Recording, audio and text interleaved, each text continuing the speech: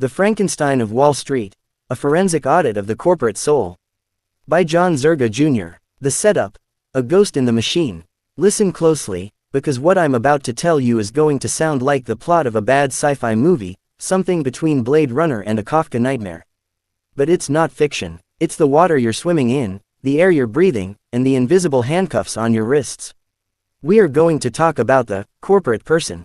Now, on the street, if I tell you my toaster is a person, you'd call the guys in white coats. You'd tell me I've lost my marbles. But in the hallowed halls of the Supreme Court, in the boardrooms that look down on us like Olympus, they don't just believe the toaster is a person, they've given the toaster free speech, religious rights, and a get-out-of-jail-free card that you and I could only dream of. The question on the table is simple: is the legal identification of a corporation as a legal person just, or is it totally absurd? Let me save you the suspense. It is the single greatest con job in the history of human civilization. It is a philosophical absurdity so profound, so brazen, that it makes the plot of Weekend at Bernie's look like a documentary on elder care. It is the wide path, at its most deceptive, a systemic hallucination designed to strip mine the soul of humanity while convincing you it's for your own good. Part 1. The Golem and the Ledger. Let's start with the definitions, because that's where they get you. Words are weapons. In the beginning was the word, right? Well, in the legal system, in the beginning was the definition. And if you control the definitions, you control the reality.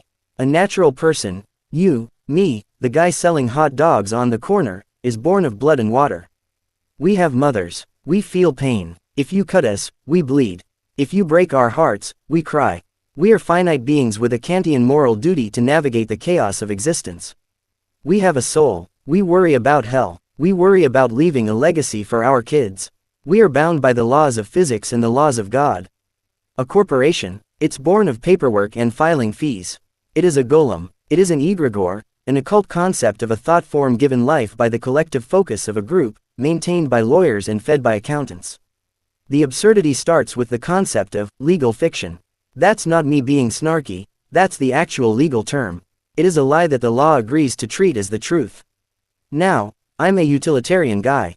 I get the utility of it. You want to build a railroad across the country. You need to pool capital. You need limited liability, so that if the train goes off the rails, the guy who bought one share of stock doesn't lose his house. Fine. That's business. That's the Godfather, strictly business. But somewhere along the line, the wires got crossed. We stopped treating the corporation as a tool, like a hammer or a spreadsheet, and started treating it as a neighbor. We started treating the map as the territory. We began to worship the idol we carved. Part 2. The Great Historical Heist, 1886. You want to talk about fake news? Let's talk about 1886. Santa Clara County v. Southern Pacific Railroad. This is the moment the Matrix glitched. This is the moment the siphon was turned on. The 14th Amendment was written in blood. It was ratified to protect newly freed slaves, human beings who had been treated as property.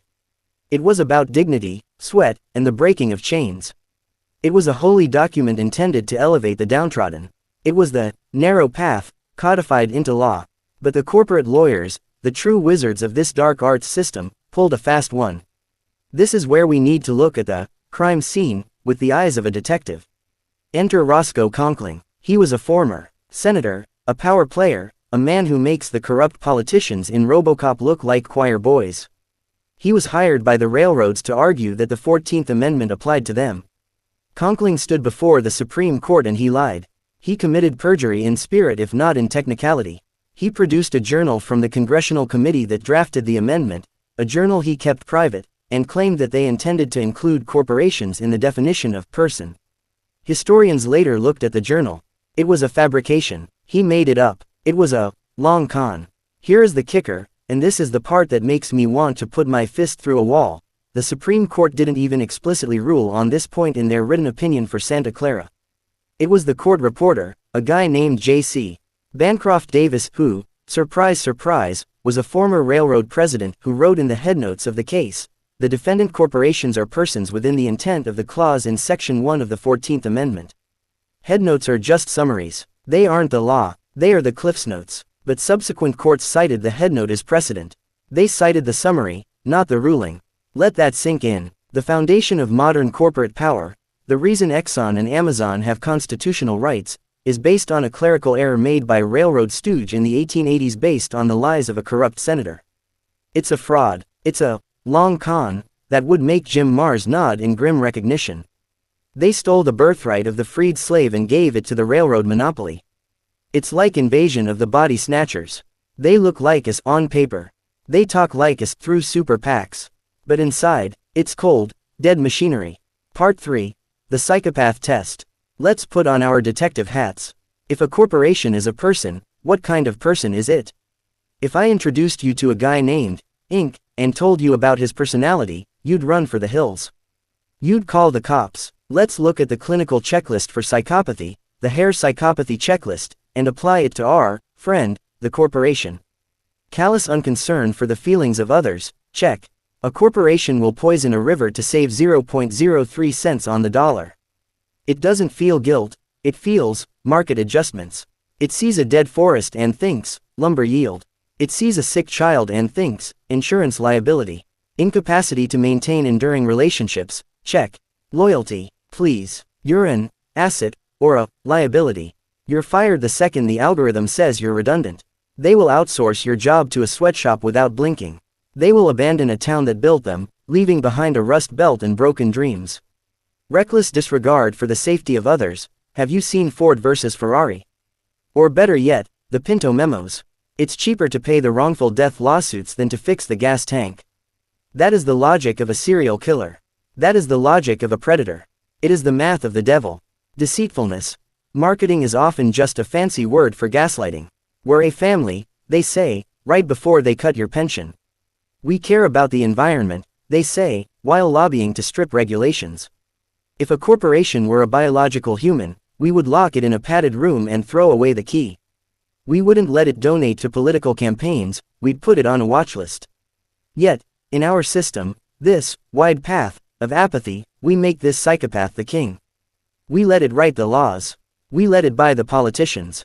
It's totally absurd. It's like inviting the shark from Jaws to a pool party and telling everyone, don't worry, he's a distinct legal entity with rights. Part 4.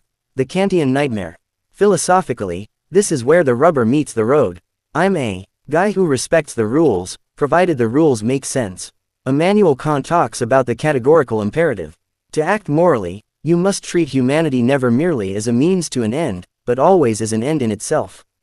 The corporation, by its very charter, violates this fundamental law of morality.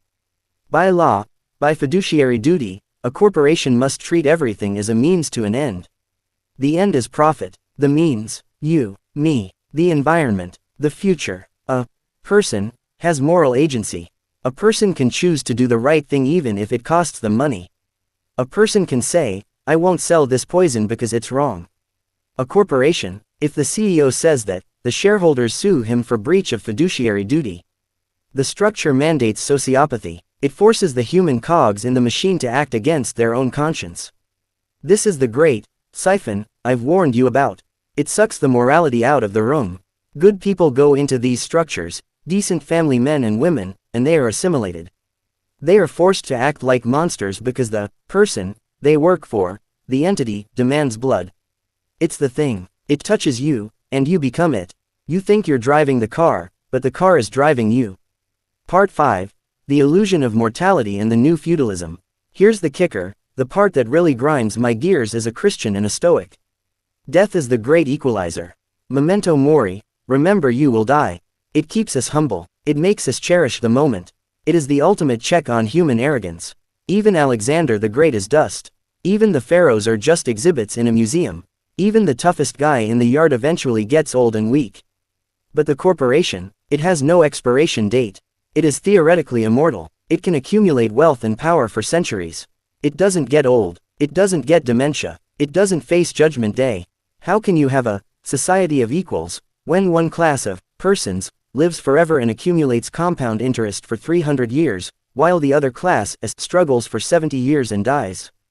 It's not a level playing field. It's a casino where the house doesn't just have the edge, the house owns the laws of physics. This immortality creates a power imbalance that no democracy can survive. When you grant rights to an immortal accumulation of capital, you are effectively creating a race of titans. And we are just the ants they step on. We are returning to feudalism, plain and simple. Think about it. In the Middle Ages, the lords owned the land, the courts, and the tools. The serfs just worked. Today, the corporations own the digital land, Facebook, Google, the marketplace, Amazon, and the seeds, Monsanto. We are digital sharecroppers. We create the content, we provide the data, and they harvest the profit. Joseph P. Farrell talks about the breakaway civilization, groups that have advanced technology and resources separate from the rest of us. Corporate personhood is the legal shield for that breakaway. They operate in a different jurisdiction, a different reality.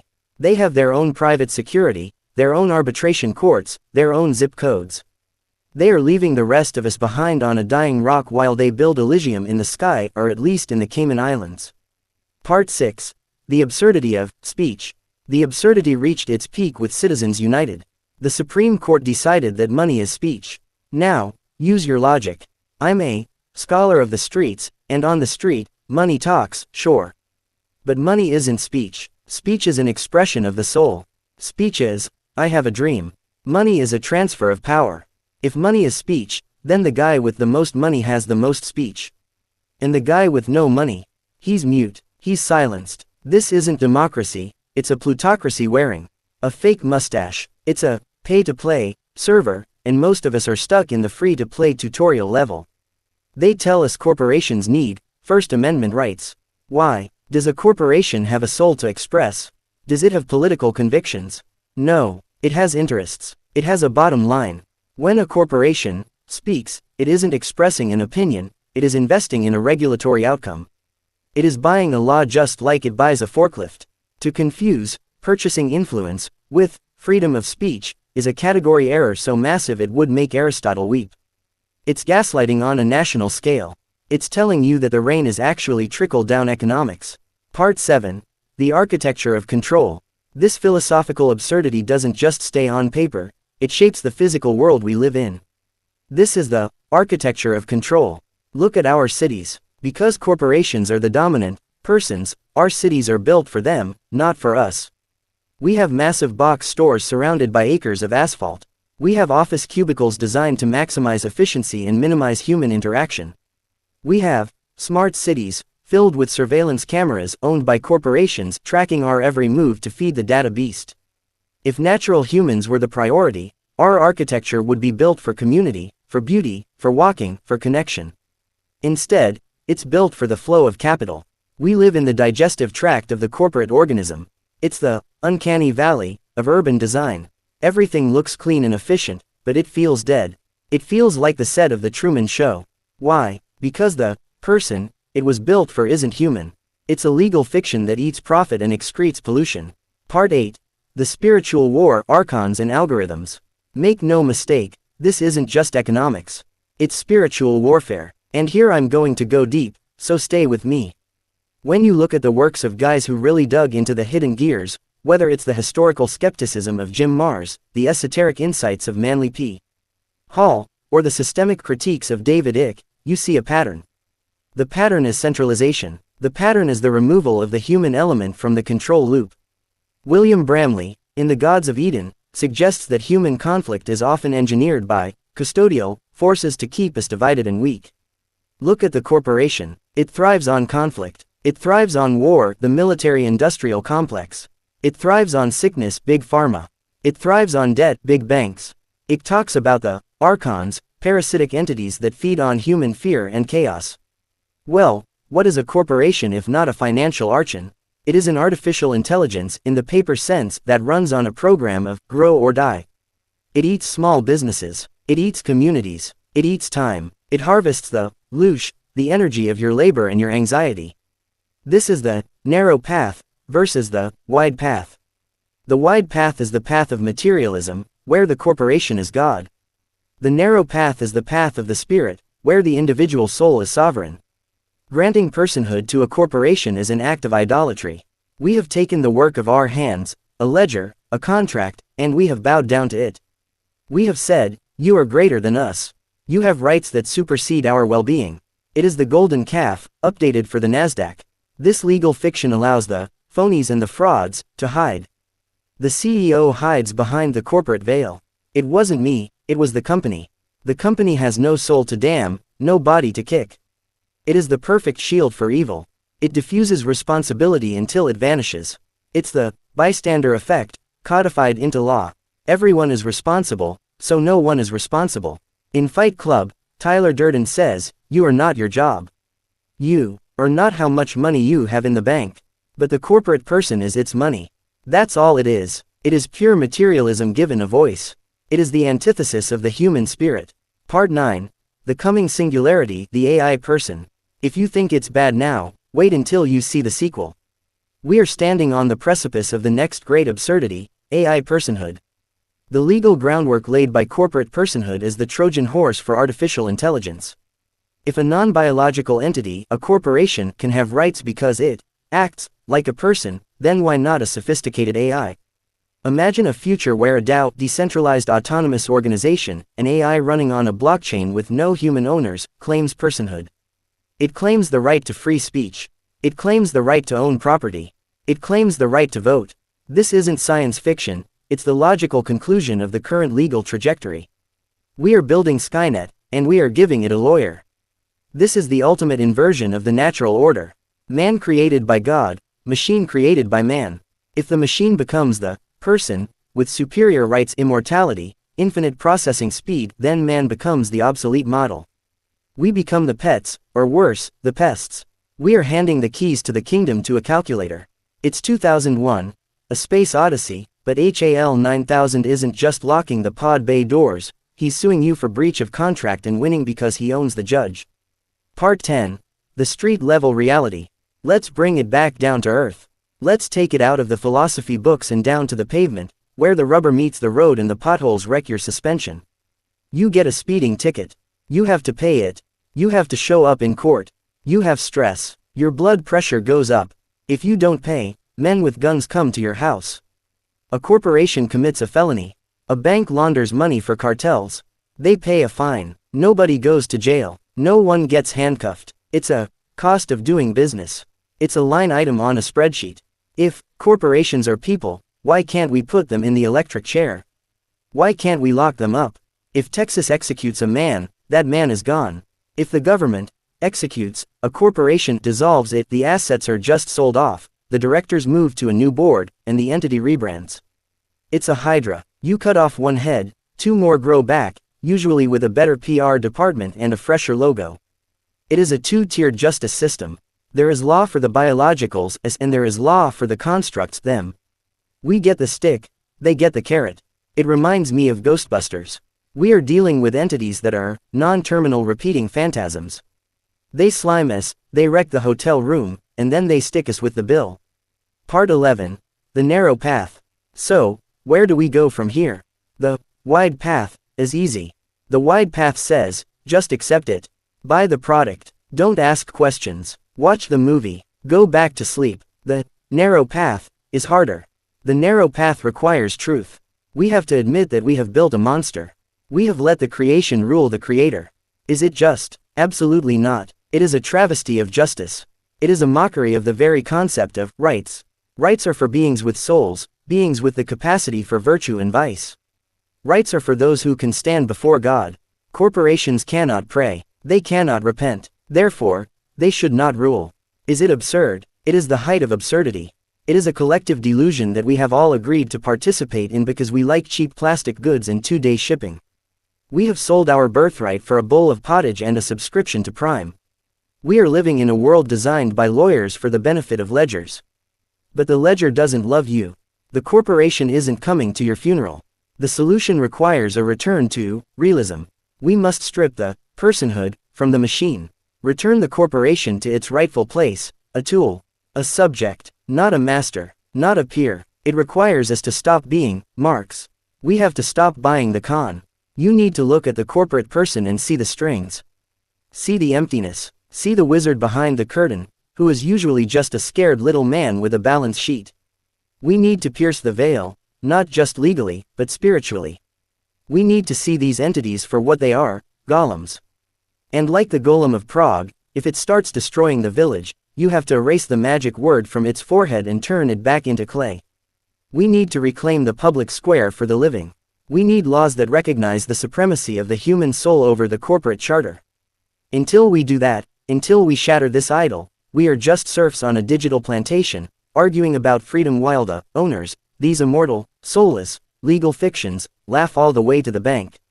Stay sharp, keep your head on a swivel, read the fine print, and remember, the truth is usually the one thing nobody wants to say out loud. Zerga, in synthesis with the philosophers.